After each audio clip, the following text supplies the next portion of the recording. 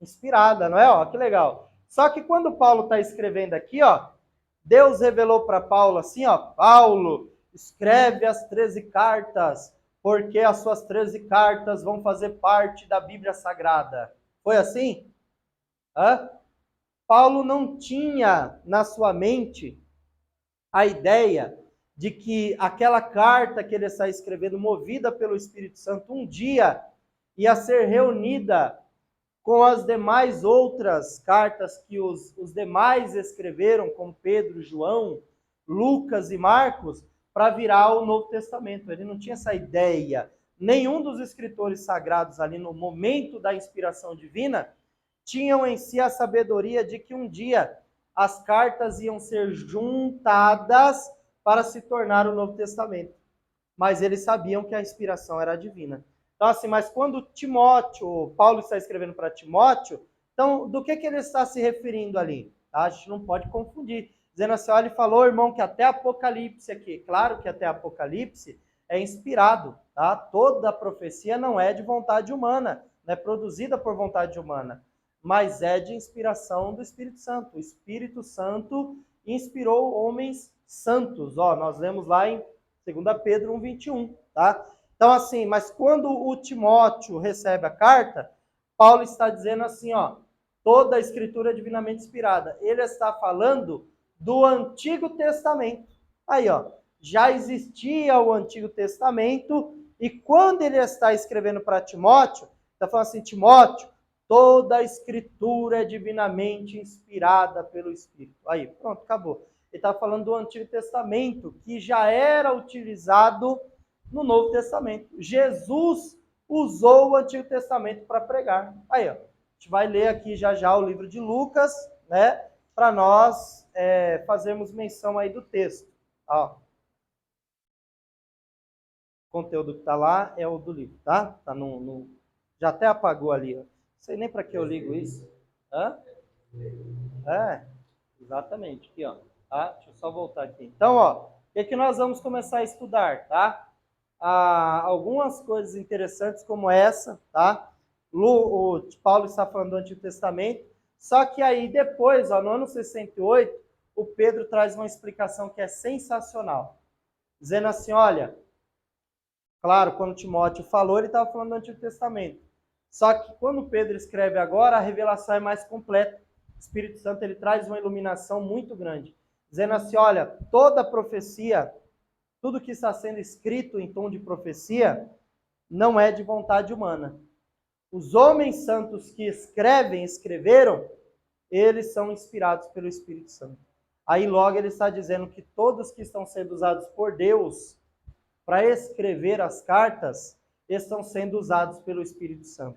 Então assim, ó, esse texto aqui, ó, ele é sensacional, tá? Porque aqui que nós vamos entender, é a nossa base para dizer que os 40 autores cujos nomes são citados e alguns não são chamados, os chamados autores anônimos da Bíblia, eles todos foram inspirados pelo Espírito Santo. Quer ver um autor anônimo? Quem foi que escreveu a carta aos Hebreus? Né? Uns dizem que foi Paulo, não é? Bom, já ouviu alguém falar assim, ó? Foi Paulo que escreveu, né? Mas não existe, tá? Nome na carta dizendo, ó, eu, Paulo, escrevi. Nas outras 13 cartas, chamadas paulinas, tem escrito assim, ó, por exemplo, lá, tem uma carta que não foi Paulo que escreveu. Sabia disso, irmão? Né? Mas isso é pegadinha, tá? A inspiração está sobre Paulo. Lá no capítulo 16 da carta aos Romanos está escrito assim, eu, Tércio, que escrevi esta carta. Vamos conferir só para ver isso aí? Senão o irmão está falando aí, tá, o irmão está falando heresia aí, né? Já, o irmão já até fica, ele falou, vou até tirar o óculos agora, né? Então vamos dar uma conferida aí lá em Romanos, capítulo 16. Aí, ó. Aí, ó. Cadê? Capítulo 16. O vento tá me ajudando aqui, mas vamos achar aqui. Ó. 16. Vou achar aqui o texto.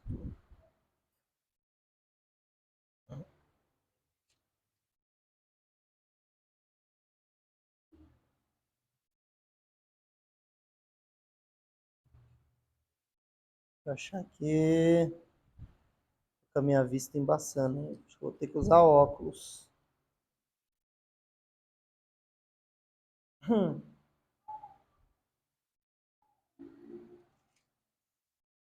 Hum.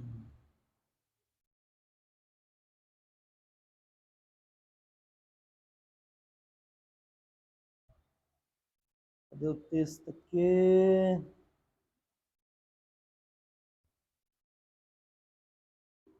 Meu Deus, tô ficando cego mesmo, hein?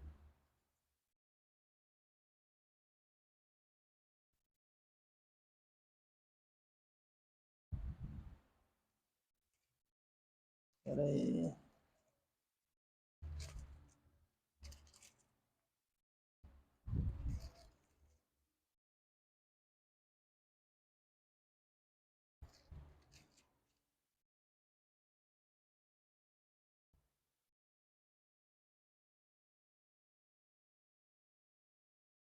Perdi o texto aqui. Pera aí que eu vou achar.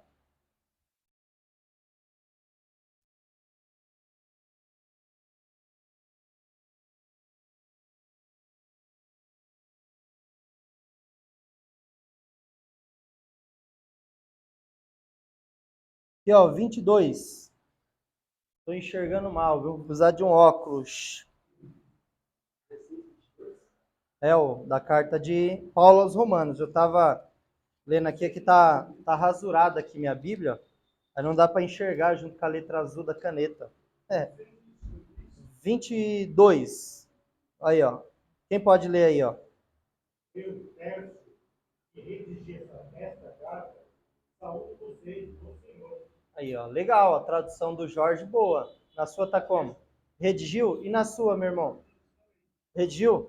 Ó, as tradicionais de Almeida, igual essa aqui, ó. Essa aqui é Plenitude, a versão é de Almeida, né? Aí já está na tradução, já na linguagem moderna de vocês, ó. Aqui está assim, ó. Eu, Tércio, que esta carta escrevi, tá? A tradução de vocês, ela é mais, eu acredito que mais crítica literal e uma tradução melhor, né? Por quê? Porque, na verdade, foi exatamente o que aconteceu. Quem estava falando era Paulo e quem estava escrevendo era Tércio. Isso chama, na língua portuguesa, redigir. Por isso que a tradução de vocês, eu acredito, toda tradução é boa, mas nós tivemos aulas aqui que o Alan participou, que a gente viu a diferença que uma palavra pode causar na tradução, tá? E falando de tradução de Bíblia, a gente pode até entrar aí nessa dinâmica de novo, mas foi exatamente. Então, assim, quem escrever, não foi Paulo, né? Quem escreveu lá com a pena, tinta e caneta foi Tércio. Mas é uma pegadinha, né? Que a inspiração estava sobre Paulo. O Tércio só estava redigindo, escrevendo aquilo que Paulo falava, tá? Mas é só para vocês não falar que eu falei heresia, tá? Aí na carta aos Romanos, capítulo 16, versículo 22. Tércio que escreve com a mão a carta, não foi Paulo, né? Isso acontece depois com Sóstenes também. Timóteo participa da escrita de uma carta. E a gente tem uma matéria que fala sobre isso, chamada Teologia do Novo Testamento, tá? Então, assim, ó, já chama um ponto importante aqui, ó. Então, assim, ó, quando os autores sagrados, voltando na temática, escreveram, todos eles foram movidos pelo Espírito Santo. Isso é um fato, tá? Só que já tinha o Antigo Testamento. Então, ó, qual é a pergunta que eu vou fazer para vocês agora? Quando, né? Quando que o Novo Testamento virou Novo Testamento? Aí, ó. Eu não digo quando começou, né? Porque isso aí a gente viu lá em Mateus, enfim, né? Mas enfim, quando começou, né? Quando foi que juntaram? Vou melhorar, vou reformular a minha frase para ficar melhor, né? Quando foi que juntaram todas as cartas? Por que que elas foram consideradas canônicas? Por que entenderam que elas eram importantes? E porque o antigo já tinha. Então, por que que juntaram as 27 do novo e disseram assim, olha, vamos juntar e sair junto com o antigo e agora a gente tem a Bíblia Sagrada, né? Tem gente que até hoje, mesmo tendo estudado teologia, tem dificuldade de entender isso aí, ó, né? Como foi que a Bíblia... Ó, se tiver, tá forte o vento, né? Até a minha Bíblia tá virando aqui também. É. Ó, tá muito. Desliga aí pra ver, Alan. Se esquentar muito, aí a gente. Não, vai desligar o data show aqui. Tem que puxar o fio ali, ó. Ainda bem que eu lembrei. Aí até ligar de novo é meia hora. Ó, melhorou, tá vendo? Ah, eu tô sofrendo aqui, né? Minha Bíblia, ó, até agora ele desligando a minha Bíblia. Eu ponho num capítulo, aí eu volto lá, né? Vai dar certo. Também, né? Deixa eu fechar aqui. Só que se fechar vai ficar muito abafada. Deixa assim, deixa assim. Se abafar demais, a gente liga, mas dá para travar ele numa posição só também, né? Então vamos lá, ó. Ó, então quando foi que isso aconteceu, né? Nós vamos começar a descobrir isso aí, tá? Da onde surgiu o Novo Testamento? Porque as cartas estavam lá. O Pedro disse o quê lá, ó, ano 68 aproximadamente. Ele disse assim, ó, já li todas as cartas de Paulo. É isso que ele estava dizendo lá, pelo menos a gente introduz isso. Como Paulo falou em todas as suas cartas, quer dizer que ele leu. Então, assim, as cartas do Novo Testamento circulavam. Ó, Paulo escreveu para os irmãos de Corinto, né? E, aliás, uma pergunta ali, ó. Fiz essa pergunta aí nas aulas que antecederam. Se alguém falasse para vocês aí, ó, que existiu outra carta que Paulo escreveu, mas não está na Bíblia, vocês acreditariam? Hã? Por que não? Aí, e você, irmão Jorge? Outra carta que Paulo escreveu, mas não está na Bíblia. Ela não está. Não está, mas Paulo fala dela, mas ela não está na Bíblia. Você acreditaria nisso aí? Vamos ler lá. E não dá para acreditar, né, irmão Jorge? Não dá para acreditar, porque o que é inspirado são 27, né? Mas vamos ler lá, ó, só para sair uma dinâmica, tá?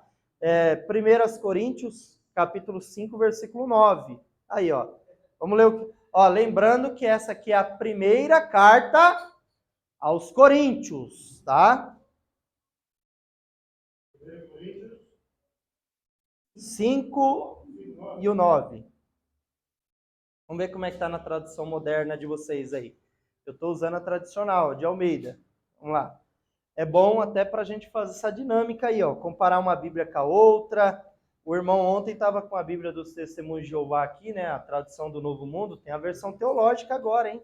Dos Testemunhos de Jeová. Isso é legal para a gente fazer umas comparações aí de texto, né? Ó. Então vamos lá. Charles disse por carta que vocês não devem associar-se com pessoas imortais. Aí, ó. Imorais. E na de vocês? Tá igual a dele? Como é que tá do senhor? Lê aí. Charles disse por carta Aí, ó. que vocês não devem associar-se com pessoas imorais. E na do senhor também? Tá igual? Então, a de vocês tá igual. Na minha também, praticamente tá idêntica. Aqui tá assim, ó. Já por carta vos tem escrito, e não vos associeis com os que se prostituem. Moralidade, mesma coisa, tá? Então, assim, o que ele está dizendo? Ó, lembrando que essa é a primeira carta. Nós estamos lendo a primeira carta de Paulo aos Coríntios.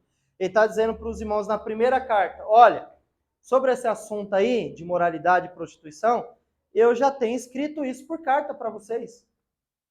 Mas essa carta está onde? Chegou aonde essa carta? Que a gente nunca viu ela, né? Então, assim, os estudiosos, né, os eruditos, né, a palavra correta, os eruditos, os grandes estudiosos, dizem que Paulo, ele mesmo está falando isso, que já escreveu a carta, a igreja já teria recebido essa carta, mas por algum motivo essa carta não apareceu, se perdeu por algum motivo que ninguém consegue explicar e não dá para trazer teorias em cima disso aí, porque vai virar aquele negócio de achismo, eu acho, e não tem como falar. Paulo só diz isso aí, ó.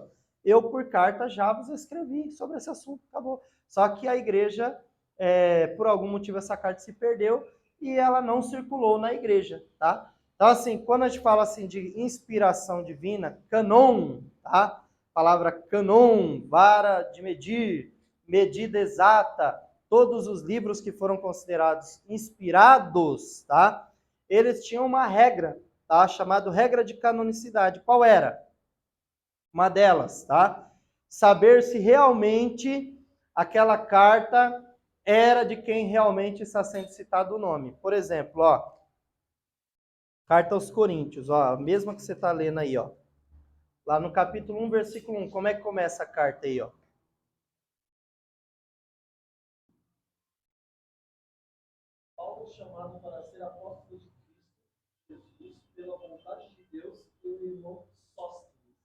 vendo aí, ó?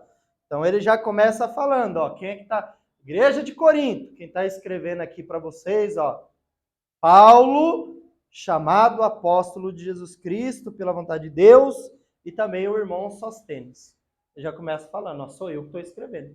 Você vai ver essa dedicatória de Paulo, né, em todas as suas epístolas. Vai ter o nome de Paulo lá. Então, quando a igreja recebe a carta, eles falam assim, ó, por exemplo, Filemão era um irmão, mas a igreja se reunia na casa de Filemão. Aí a igreja pegava aquela carta e falava assim, ó, recebemos uma carta de Paulo. E o que eles faziam? Copiava a carta e enviava para, por exemplo, cidade de Filipe. Tinha os outros, vou usar a comparação, tem Grajaú. Aqui no Grajaú, Grajaú é grande, não é? Mas aí tem aqui, ó, essa rua aqui não é Grajaú, chama, ó, no mapa é Jordanópolis, mas é região do Grajaú.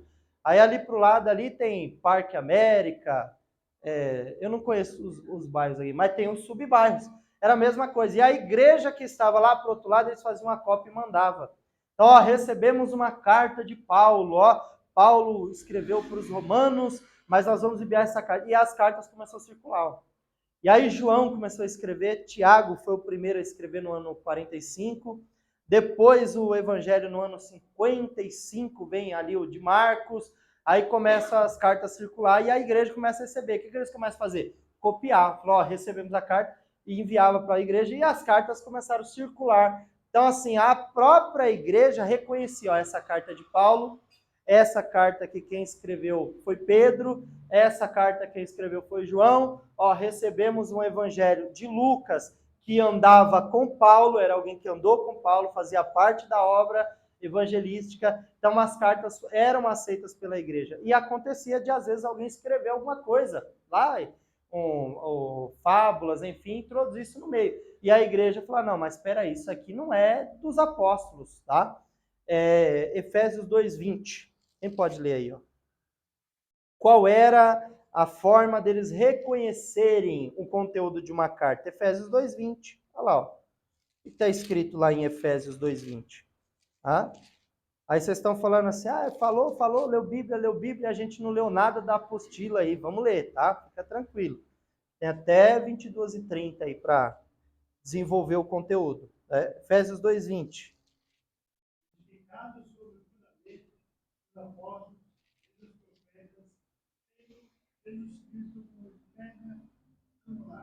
Pronto, acabou. Então, ó, fundamentado sobre o alicerce dos profetas, não invalida o que foi pregado na antiga aliança, dos apóstolos, que eram aqueles que andaram com Jesus, e qual era o fundamento? A pedra de esquina, acabou. Então, Cristo, que é a pedra de esquina, o que os apóstolos pregavam é o que Jesus ensinou, e eles não invalidam as mensagens que eram as profecias messiânicas, os que os profetas pregaram antes.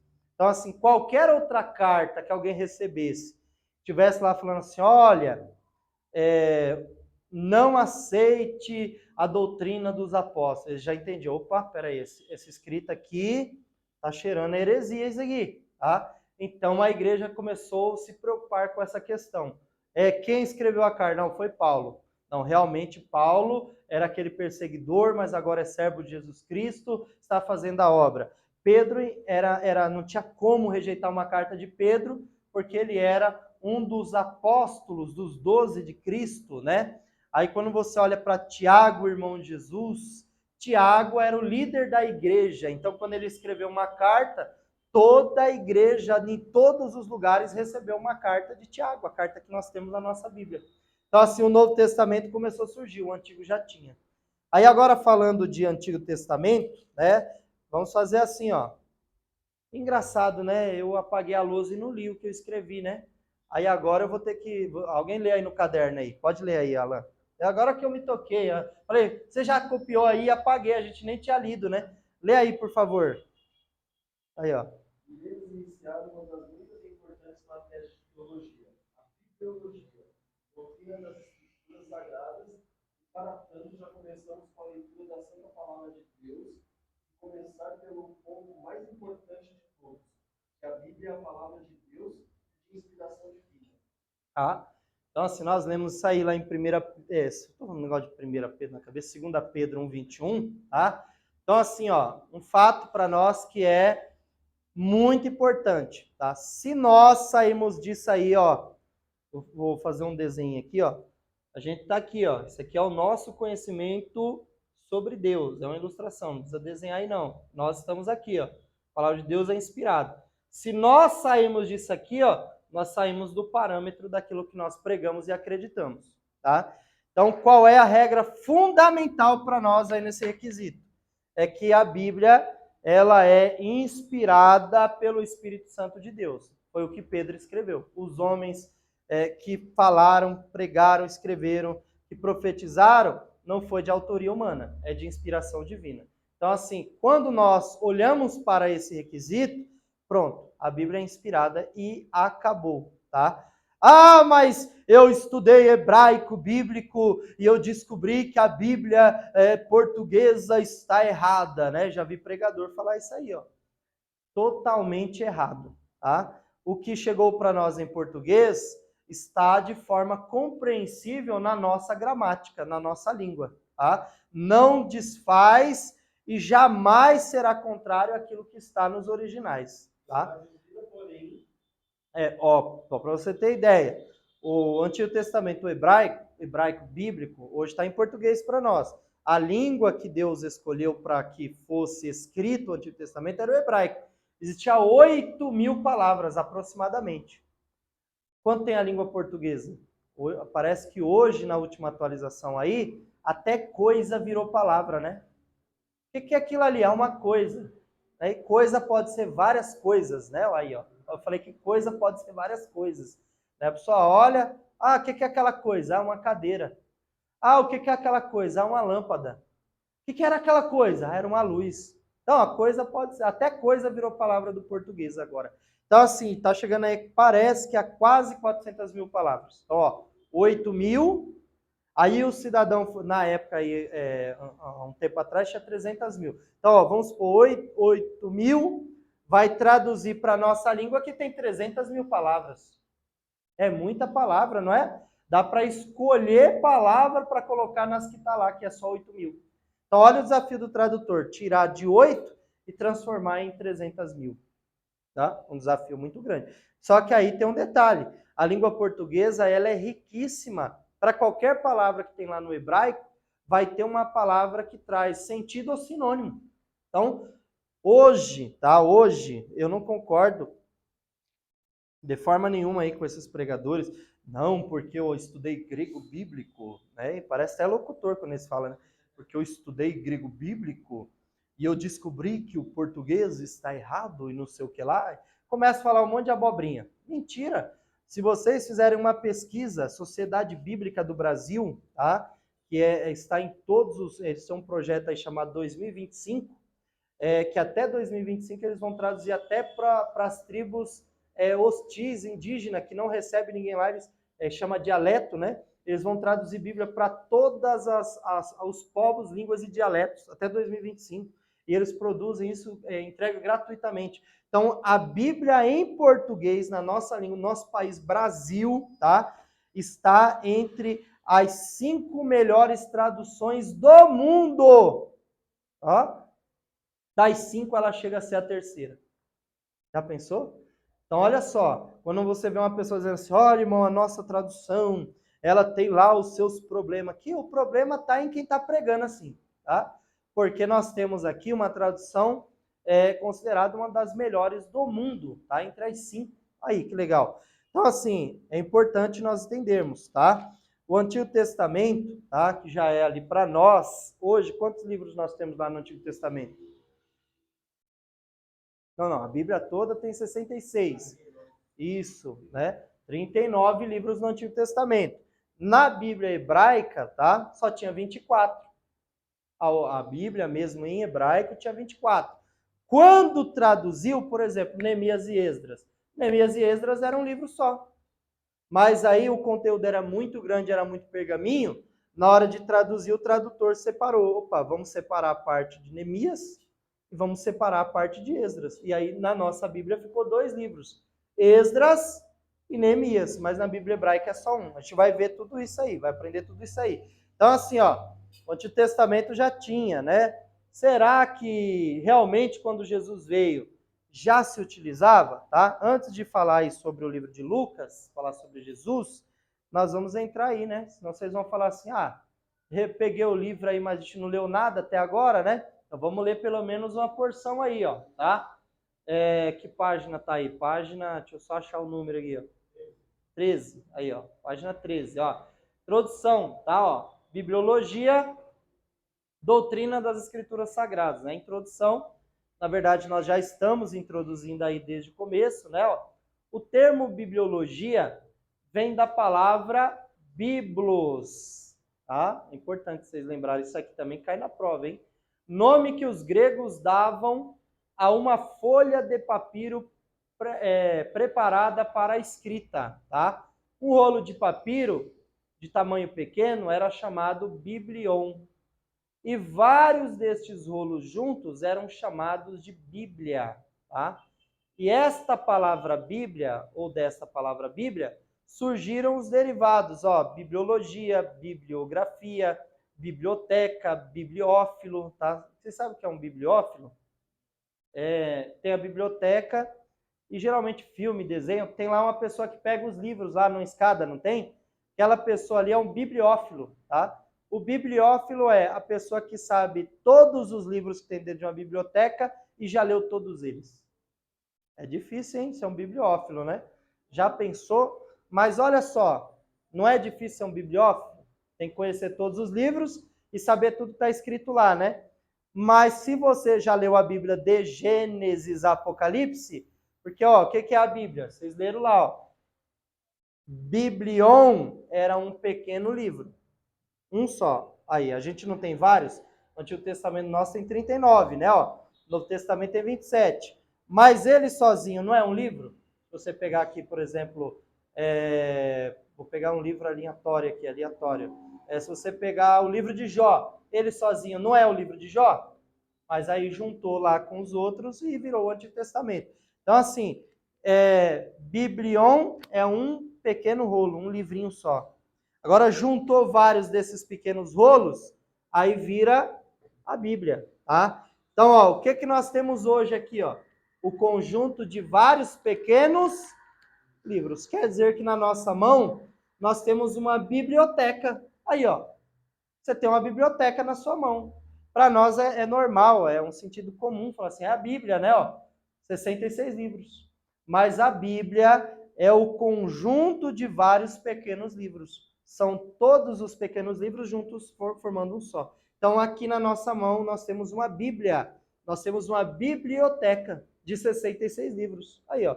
Então, se você tem uma biblioteca na mão e você leu todos os livros e sabe o que está falando aqui dentro, quer dizer que você é um bibliófilo. Aí, ó. Já parou para pensar nisso? Quem já leu a Bíblia de Gênesis e Apocalipse? Esse livro aqui, ó. É um livro muito bom de se ler, né, ó. Antigamente, como se eu fosse velho, né? Olha lá, vamos mudar isso aí, tá? Mas um tempo mais distante, vou usar essa expressão, os líderes das igrejas incentivavam, né, até na escola dominical, na EBD, ou nos cultos de ensinamento, que os irmãos lessem pelo menos a Bíblia 3 vezes na vida. Antigamente os pastores, eu acho que eu não vou falar a minha idade, né? Claro que não, mas isso aí, ó, não vai tão longe assim, ó. Pelo menos 20 anos atrás os pastores ensinavam isso aí, ó. Ó, irmão, você aceitou Jesus, ó, você tem que começar a ler a Bíblia inteira. Só que aí você tem que entender assim, ó. É bom. Só que, ó, mesmo que você lê só um livro inteiro, você já leu um livro. Porque a Bíblia é o conjunto de vários pequenos livros. Então, você leu um, opa, já li um. Maravilha, já li um livro. Falta só 65. Mas eu já li um. Mesmo que não li ela inteira, eu já li um livro inteiro, tá? Então, isso é importante. Bibliófilo, tá? Então, ó, quem foi, tá? A gente fala aí do 4º século, tá? Vamos falar sobre os pais da igreja, tá? Quem são os pais da igreja? Nós vamos conhecer eles por causa da história da Bíblia, tá? Nós vamos estar falando disso aí, ó. Mas quem foi que usou este vocábulo, tá? Bíblia, da onde surgiu isso aí, ó? Foi um dos pais da igreja, ó, do período dos pais da igreja, tá? Empregado pela primeira vez no ano 400 depois de Cristo, tá? Século 4, e já existia, tá? Ó, no século 4, tá? No ano 400 depois de Cristo, já existia isso aqui, ó.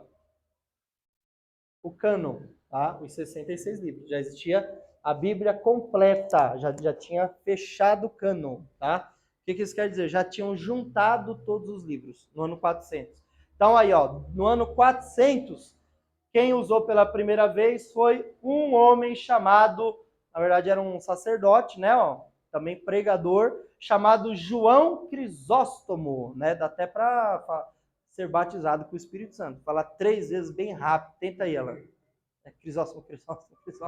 Tá. Então, ó, João Crisóstomos, tá? Conhecido pregador de Constantinopla, ó, conhecido como Boca de Ouro. Dá para enxergar aí, irmão Jorge? Tá? Boca de Ouro. Porque eles diziam que João Crisóstomos era um exímio pregador. Era alguém que gostava de pregar. Olha, Jesus e tal, e ele pregava todos os dias.